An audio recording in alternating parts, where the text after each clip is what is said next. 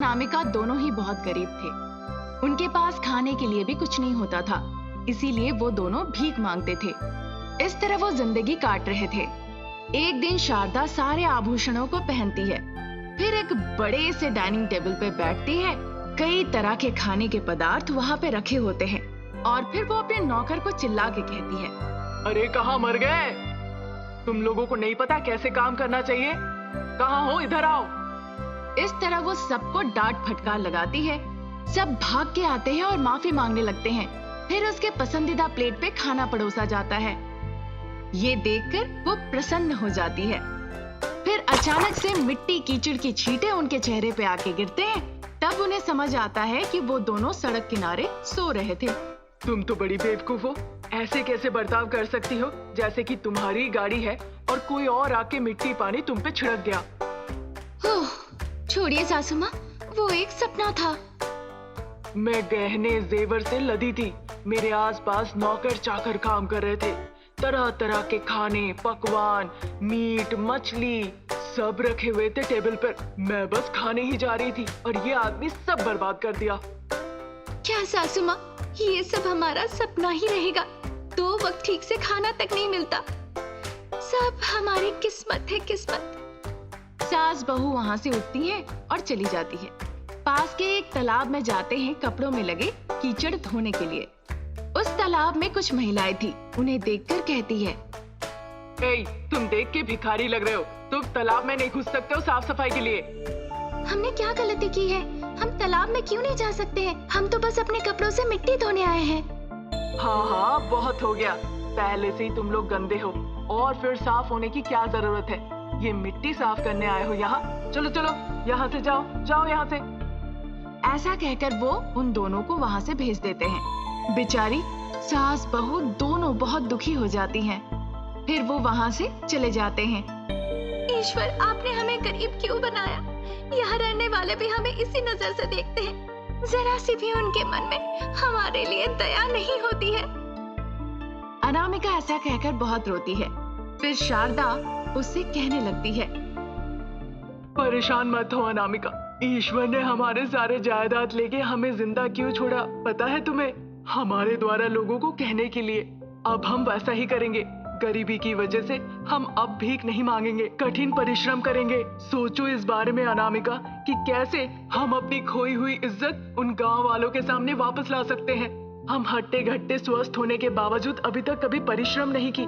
अब हम आने वाले दिनों में कठिन परिश्रम करेंगे। इस तरह शारदा कहती है।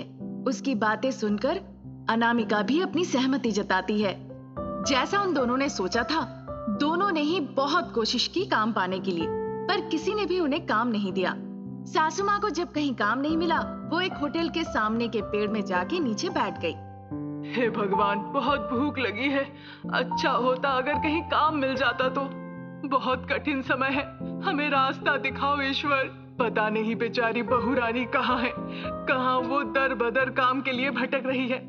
ऐसा कहकर शारदा बहुत उदास हो जाती है। इस बीच होटल के ही एक व्यक्ति एक महिला से कहते हैं, ये क्या शांति, तुमने कहा था होटल में काम करने के लिए तुम नौकरानी लेकर आओगी, पर तुम तो किसी को नहीं ले आई। काफी देर हो चुकी है, मुझे इस होटल को फिर से शुरू करना होगा। इसकी साफ सफाई कौन करेगा? बहुत दिनों के बाद इस होटल को शुरू करूंगा। कल बहुत अच्छा दिन है। इस तरह होटल का वो आदमी कहता है।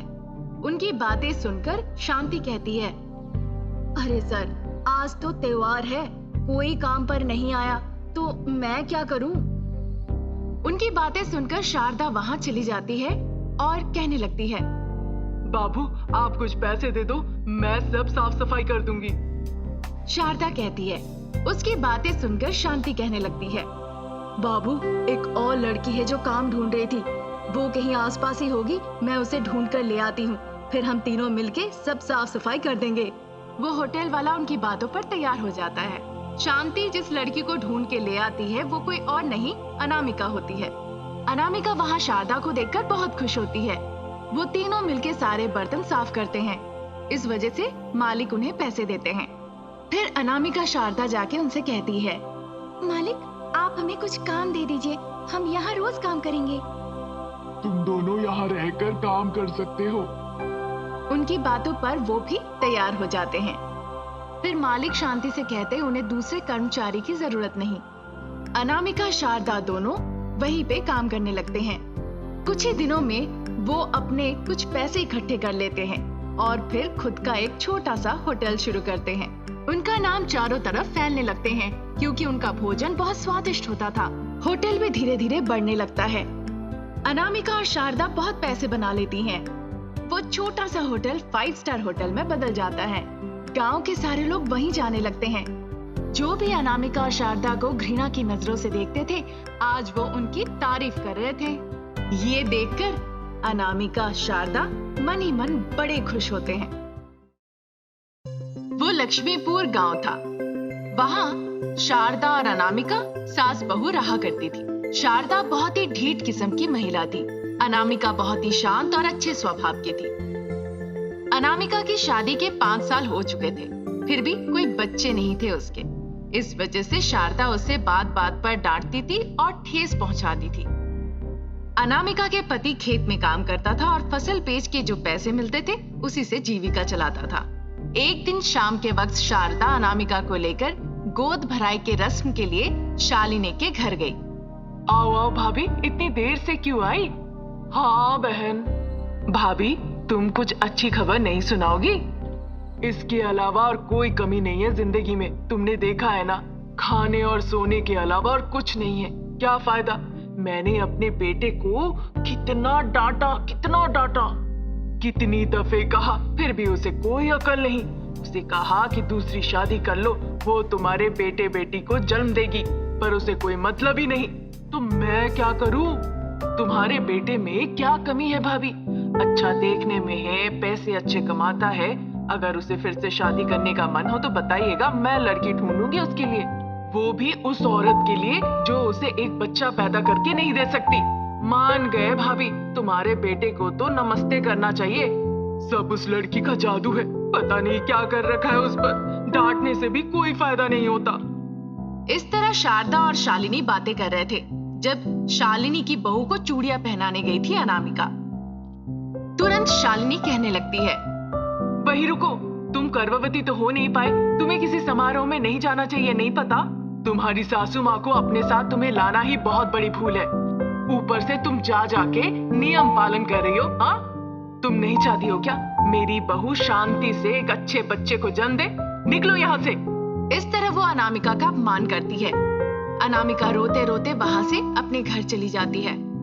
शारदा वहां पे सब नियम कानून निपटा के फिर घर लौट के जाती है। अनामिका एक कोने में बैठ के बहुत रो रही थी। क्या हुआ अनामिका? तुम इस तरह से क्यों रो रही हो? किसी ने तुम्हें डांटा है? मैं बहुत अभागन हूँ। मैं गर्भ धारण नहीं कर सकती और आपको पिता नहीं बना सकती। मुझे माफ कर दीजिए। आप दूसरी लड़की से शादी कर लीजिए। कम से कम जिस लड़की से आप शादी करेंगे वो आपको पिता बनाएंगे।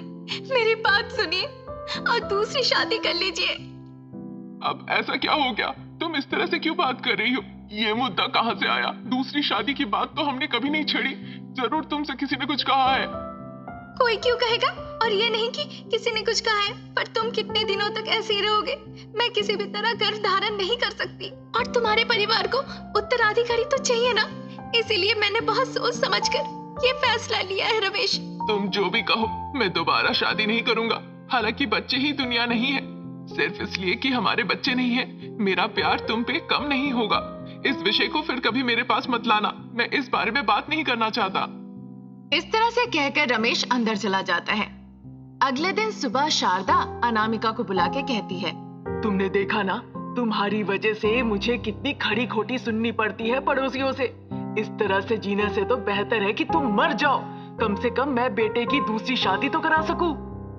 माँ, तुम्हें होश है? तुम क्या कह रही हो?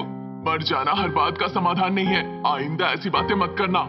इस तरह रमेश अपनी माँ को खड़ी खोटी सुना के अंदर भेज देता है। क्या गलत कहा सासू माँ ने? क्या उनको मन नहीं करता अपने पोते पोतियों के साथ खेलने का? सब मेरी गलती है। इस तरह की खरी खोटी बातें सुनने से बेहतर है कि सासू माँ ने जो कहा मैं जाके अपनी जान दे दूं। इस तरह से कहकर अनामिका गांव के प्रांत में जो कुआं है उस तरफ दौड़ने लगती है। रमेश भी उसके पीछे पीछे भागता है। कुएं के पास पहुंच के अनामिका कहती है, हे माँ गंगा, मुझे अपनी गोद में संभालो और आशीर्वाद दो कि अगले जन्म में मैं माँ बन सकूं। ऐसा कहकर अनामिका उस कुएं में कूद जाती है। जब अनामिका पानी में डूब रही थी, एक अदृश्य आवाज आके कहने लगी, अनामिका, चिंता मत करो बेटा, मैं तुम्हें आशीर्वाद देती हूँ। इसी जन्म में तुम गर्भ धारण कर पाओगी। ये कहकर वो उसके हाथ में एक कड़ा देती है। इस बीच रमेश भी कूद जाता है कुएं में और अनामिका को बचा लेता है। फिर दोनों घर लौट जाते हैं। सोचा था सारा दुर्भाग्य दूर हो गया, तुम उसे फिर से क्यों ले आए? उसे मरने देना था ना वहाँ पे। माँ, अगर तुम इस तरह से दुर्व्यवहार करोगी तो हम दोनों ये घर छोड़ के चले जाएंगे। ऐसे कितने दंपति हैं जिनके संतान नहीं है। किसने कहा जीने के लिए संतान चाहिए? अपनी सोच बदलो माँ। तुम्हारी इच्छा, तुम मरो। मैंने तुम्हारा अच्छा करने का सोचा, अब तुम मुझे ही खराब बोल रहे हो। ये सब कुछ तुम्हारे लिए था और तुम मुझ पे ही चिल्ला रहे हो। जब मैं 2 दिन बाद इस दुनिया को छोड़ के चली जाऊंगी, कौन मेरा अंतिम संस्कार करेगा? हाँ, इस तरह शारदा रोते रोते अंदर चली जाती है। कुछ दिनों के बाद अनामिका गर्भवती हुई। 90वें माह के बाद जब अनामिका बच्चा प्रसव करने वाली थी, शारदा को लगा था एक पोता या पोती होगी, लेकिन अनामिका के जादुई बच्चों को देखकर शारदा वहीं पे बेहोश हो गई। जब उसे होश आया तो उसने देखा कि अनामिका बच्चों के साथ बिस्तर पे लेटी हुई है। बच्चों को देखने के बाद शारदा, जो कई सालों से बच्चों के लिए प्रतीक्षा कर रही थी, वो खुशी से झूम उठी।